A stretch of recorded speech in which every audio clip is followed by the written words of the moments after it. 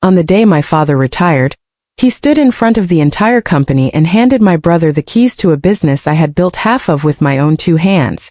Then he turned to me in front of every employee, every client, every person who had ever shaken my hand and called me the smart one, and he handed me a card. Inside was $50 and a handwritten note. Go treat yourself. You'll figure out your next move. Everyone clapped. Someone took a photo. I smiled for that photo. My name is Juniper Hale. I was 31 years old, and I had just watched my father give away the company I helped build to the brother who showed up to work 20 minutes late on a good day. 11 months later, that brother's biggest client signed an exclusive contract with a company that had my name on the paperwork. Welcome back to Real Family Voices, where the daughters who got handed the consolation prize finally tell you what they built with it. If you've ever watched someone less capable get handed what you earned, simply because of where they sit in the family, pull up a chair. You already know this feeling before I say another word. Drop a comment, tell me where you're watching from, and stay close because the next 20 minutes will feel very familiar to some of you. I need you to understand the company before I tell you about the card, because the card only makes sense once you know what I actually built. My father, Walt Hale, started Hale Logistics out of a single rented warehouse when I was 8 years old. By the time I was 16, I was answering phones there after school. By 22, fresh out of business school, I had a real desk and a real title, operations manager, and I meant it. My brother Crew is 2 years older than me. He worked there too, technically. Sales mostly, though worked is generous. Crew had charm, the kind that gets you in the door and gets people to like you within 30 seconds of meeting you. What Crew did not have was follow-through. He'd land a client over a long lunch and then forget to return their calls for 2 weeks. I was the one who returned those calls. I was the one who smoothed it over, who remembered the client's daughter's name, who made sure the invoices went out on time. For 9 years, I was the one who actually ran that company while my father told everyone, in that warm, proud voice he reserved for Crew, that his son had a gift for people. I had a gift too. Nobody used that word for what I did. They called it being reliable, being thorough, being the one who handles things. I didn't mind it, not at first. I loved the work. I loved watching a shipment route get more efficient because I'd redesigned it. I loved the spreadsheet that proved, in hard numbers, that the Western distribution contracts I'd personally negotiated accounted for nearly 40% of company revenue by my 7th year there. I built that. Not Crew. Me. I told myself it didn't matter who got the credit, as long as the company thrived and our family stayed close. I believed that for a long time. Right up until the day my father stood in that warehouse and decided, after 35 years of building something, that the only child capable of carrying it forward was the one who had never once stayed late to fix a problem he created. My father had been talking about retirement for 2 years vaguely, the way people talk about things they're not ready to actually do. Then his doctor used the word stress, in a sentence that also contained the word heart, and suddenly retirement stopped being vague. He called a company meeting on a Friday in March. The whole staff gathered in the main warehouse, 40-some employees standing among the shelving units, coffee and paper cups, the kind of meeting where everyone already half knows what's coming.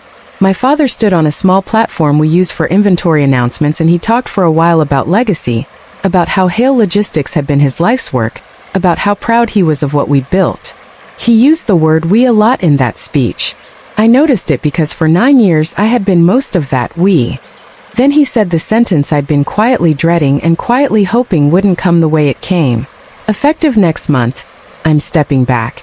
And I'm proud to announce that Crew will be taking over as CEO of Hale Logistics. The room applauded. Crew stepped up onto the platform with the easy grin he'd had since childhood, the one that made teachers forgive his late homework and made clients forgive his late calls. He shook my father's hand. Someone took a photo. It's still on the company website, actually. I checked once months later, in a moment of masochism I'm not proud of. Clap 2. I want you to understand that. I stood in that warehouse among employees I had trained, among systems I had built, among clients whose names and birthdays and shipping preferences I had memorized, and I clapped for my brother's promotion to a job I had been doing in everything but title for years. Then my father reached behind the small podium and pulled out an envelope. He smiled at me, the warm public smile, and he said, "And Juniper, we want to make sure you know how much we appreciate everything." He handed me a card. A regular store-bought card with a cartoon sunflower on the front. Inside was $50 in cash and a note in his handwriting. Go treat yourself. You'll figure out your next move. We're proud of you. We're proud of you. The same sentence in the same breath as Crew's promotion to CEO. A few people clapped politely, unsure what exactly they were clapping for. Someone I never found out who took a photo of me holding that card with that uncertain smile on my face.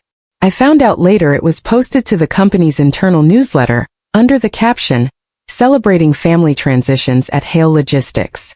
I stood there holding $50 and a sunflower card, while my brother accepted congratulations for a job I had spent 9 years actually doing. I did not make a scene. I have spent my entire career being the calm one in the room when something falls apart, the one who fixes things quietly while everyone else panics. I kept that same face on standing in that warehouse, and I folded the card and I slid it into my bag and I said, "Thank you, Dad. Congratulations, Crew." And something in me very quietly finished closing a door I hadn't realized had been open that whole time. I want to pause here because I know some of you are already asking the obvious question. Why didn't you say something right then? Why didn't you stand up in that warehouse and tell the whole room exactly what you'd built? I thought about it. I want you to know that. I had the words ready in my throat. But I'd learned something a long time before that day, something about timing, something about who actually wins when you make your case in the heat of the moment versus when you make it with proof on your own schedule when nobody's expecting it. Stay with me. Because what I did instead of making a scene is the entire reason this story is worth your time. I went home that night and I did what I do when something doesn't make sense. I made a list. Not of grievances. Of facts. Fact. I had personally negotiated the Western distribution contracts. Fact. Those contracts represented 38% of annual revenue. Fact. My non-compete clause, signed when I was 22 and didn't think to question it, expired in exactly 14 months. Fact. Crew had never once attended a contract renewal meeting for those accounts. I had every single time for 9 years. I sat with that list for a long time. Then I called my mother, not to complain, but because some part of me wanted to understand if she'd known this was coming, if there had been a family conversation I'd somehow missed. My mother is a quieter presence in all of this than my father, but she's not naive. She told me carefully that this had been the plan for a long time. That my father had always pictured the company passing to the son. Not because Crew was better at the work. She didn't even pretend that part. But because that was simply how my father had always imagined it, since before either of us was old enough to work there. He loves you both, she said, in the voice she used when she was trying to smooth something that couldn't actually be smoothed. He just always saw Crew as the one who'd carry the name forward. The one who'd carry the name forward. As if I didn't share that name. As if I hadn't spent 9 years making sure that name appeared on contracts worth millions of dollars. I didn't argue with her. I thanked her for her honesty and I hung up the phone, and I sat at my kitchen table with my laptop open and my non-compete agreement pulled up on the screen. 14 months.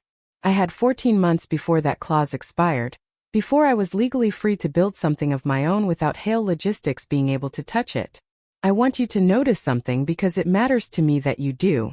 The very thing my father had never valued in me, my patience, my willingness to do the slow, careful work instead of the flashy, visible work, was about to become the exact thing that let me win this quietly, on my own terms, without ever raising my voice in that warehouse. I made a decision sitting at that table. I was not going to quit in protest.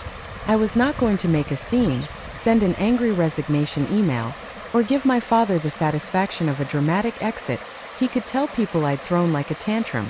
I was going to stay. I was going to do my job exceptionally well, the same way I always had. I was going to let Crew run the company in whatever way Crew was going to run it. And I was going to spend the next 14 months quietly building the thing that would actually be mine the second that clause expired. I'm going to skip past most of those 14 months because honestly a lot of it was just ordinary work. Showing up, doing my job, watching carefully what was happening to the company I'd helped build.